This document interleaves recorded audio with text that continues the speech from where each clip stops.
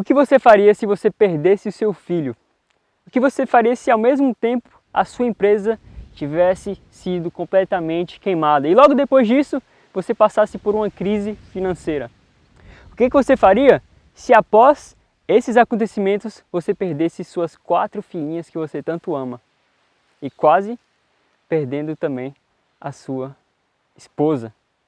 Pois é, hoje nós vamos conhecer um pouquinho melhor sobre a história de um homem que passou por isso com alegria no coração.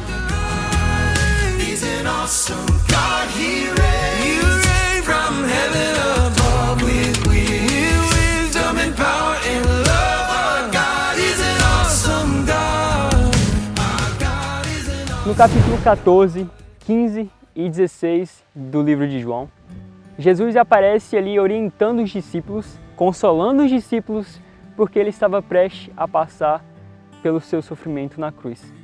E os discípulos eles não iam entender muito bem, porque eles acreditavam que o Messias viria e reinaria aqui, nesse planeta.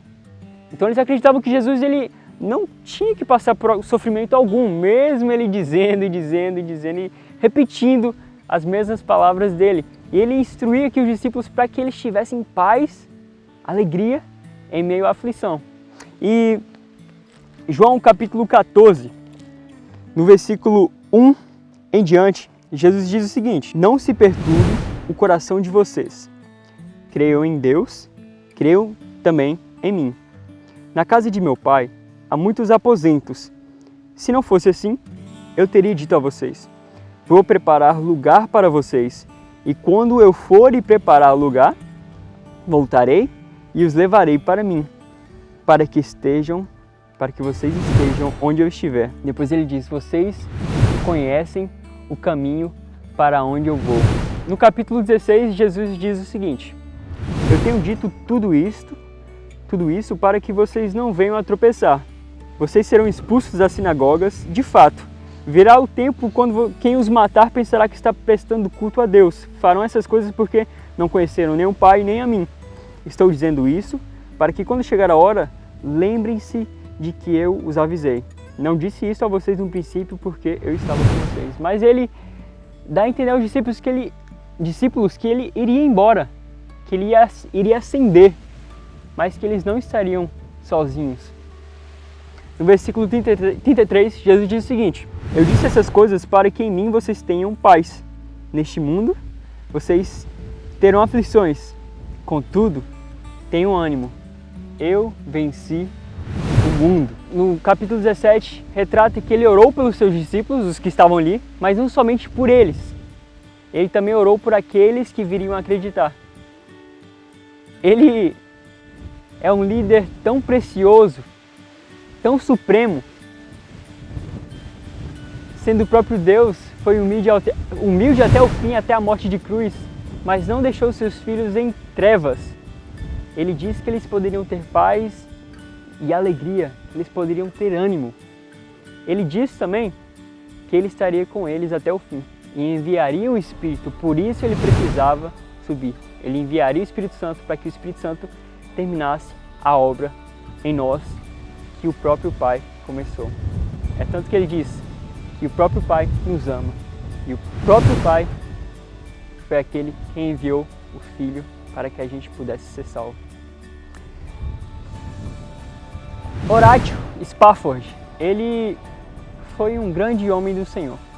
Era um americano e ele era um cristão, um homem devoto ao Senhor, um homem que realmente levava uma vida totalmente separada ao Senhor.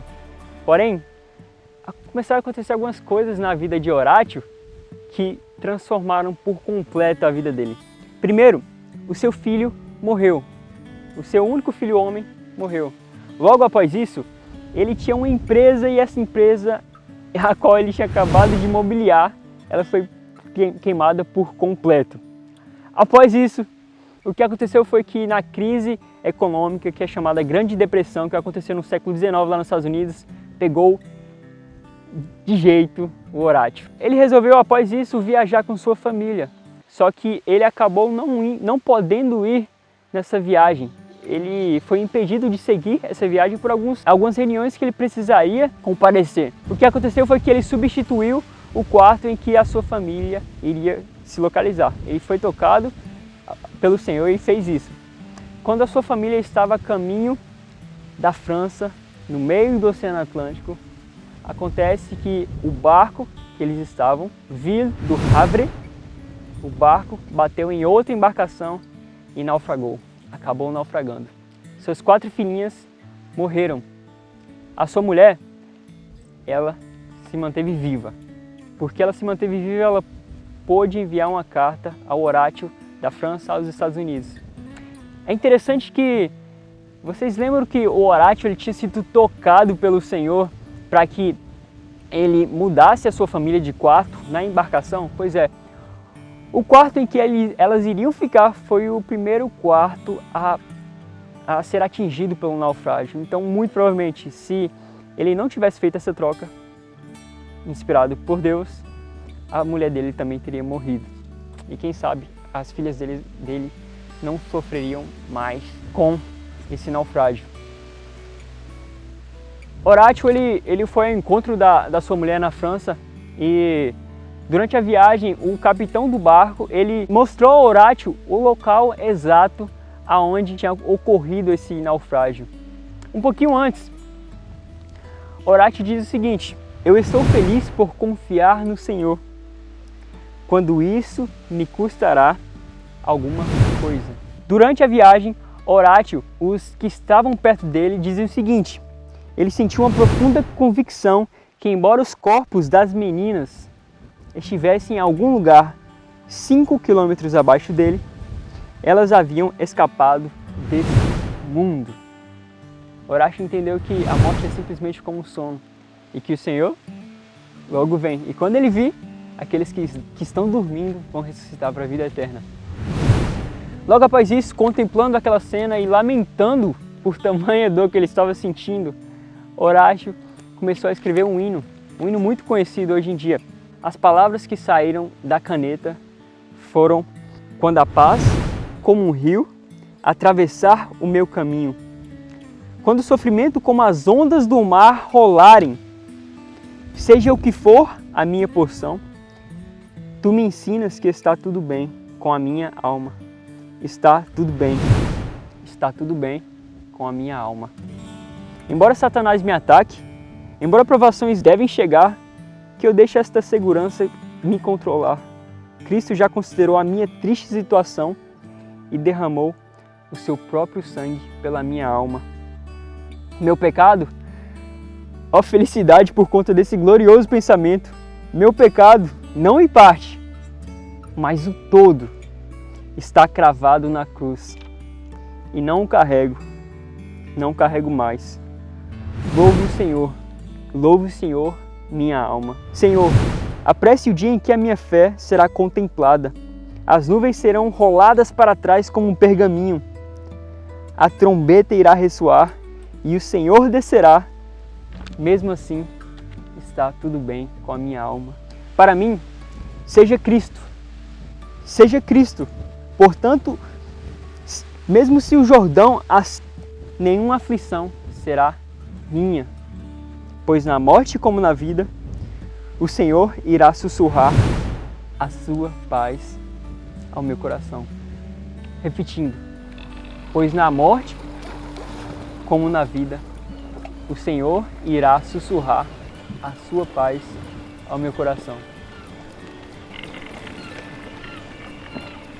Horácio entendeu que mesmo passando por tamanhas tribulações, mesmo perdendo as suas 4 filhinhas, seu filho, a sua propriedade na qual ele tinha a sua empresa funcionava, mesmo passando por tamanha aflição, ele tinha sua alegria em Cristo Jesus. Ele, assim como Jó, ele não se deixou abalar por coisas terrenas, mas não eram simplesmente coisas terrenas, eram suas filhinhas preciosas aos seus olhos e aos olhos do Senhor, e seu filho, seu único filho homem, que ele provavelmente amava de todo o coração.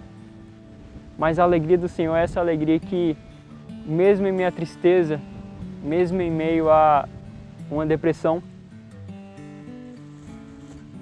essa alegria nos sustenta, porque essa alegria nos lembra de que, ainda que as ondas de aflição venham a rolar sobre nós, nós temos uma esperança e nós vamos contemplar essa esperança quando ela se tornar visível nas nuvens do céu, porque essa é a grande promessa, porque ele disse que iria, mas logo voltaria. Essa é a promessa do Senhor. Foi assim que ele consolou os discípulos. E logo depois que ele ressuscitou, os discípulos tiveram plena convicção de que ele não falha. Ele não falhou com o orátil, ele permitiu com que ele passasse por aquelas aflições, mas ele sustentou com a sua alegria. E essa é a alegria que está dentro do coração de cada um que se entrega por completo nas mãos do Salvador desse mundo, do Messias, chamado também Emanuel, Jesus Cristo de Nazaré. Vamos fazer uma oração. Pai, nosso Paizinho, não existe nada melhor do que nos colocarmos nas suas mãos, entendendo que o Senhor tem o melhor, sabe o que é melhor para cada um de nós e permite com que as dificuldades na vida cheguem para que a gente seja moldado, porque o Senhor, sendo o próprio Deus, se tornou um ser humano e aprendeu com as dificuldades, porque nós não aprenderíamos também, Senhor Jesus. Nos ajude a entender que realmente esse mundo às vezes se torna preto e branco, às vezes parece que o roteiro vai ser cortado no meio, parece que a história não vai continuar porque é impossível continuar, mas nos ajude a entender que nós podemos sim ter uma alegria genuína, que não é passageira, como aquela que o mundo oferece, mas como aquela que o Senhor oferece, Jesus. Eu te peço que o Senhor cuide de cada um desses seus filhinhos que estão assistindo, de cada um daqueles que ainda não se entregaram a Ti, mas que precisam de Ti. E aqueles que acham que não precisam de Ti, por favor, tenha misericórdia, Senhor. Mas que o Senhor seja o nosso pensamento, que o Senhor seja a nossa alegria, dia e noite. E assim nós vamos conseguir continuar vivendo nesse mundo tão triste. Obrigado, Pai. Obrigado. É que eu te peço e te agradeço em nome de Jesus. Amém, Senhor. Eu tenho uma recomendação musical e a música se chama Blessings, da Laura Story. E é isso. Foi muito bom estar aqui com vocês. Eu te vejo no próximo Falando de Deus. Tchau!